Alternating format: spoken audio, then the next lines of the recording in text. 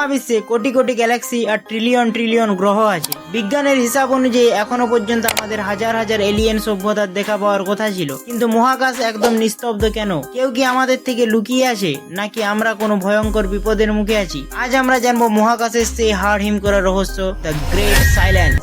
স্বাগতম আপনাকে facts with me চ্যানেলে। চলুন আজ এক মহাজাগতিক রহস্যের সমাধান করি। 1950 সালে বিজ্ঞানী এনরিকো ফার্মি একটি সহজ প্রশ্ন করেছিলেন, সবাই কোথায়? যদি মহাবিশ্বে উন্নত সভ্যতা থেকে থাকে তবে তারা রেডিও সিগন্যাল পাঠাচ্ছে না কেন? এই অমীমাংসিত প্রশ্নটি হলো ফার্মি প্যারাডক্স।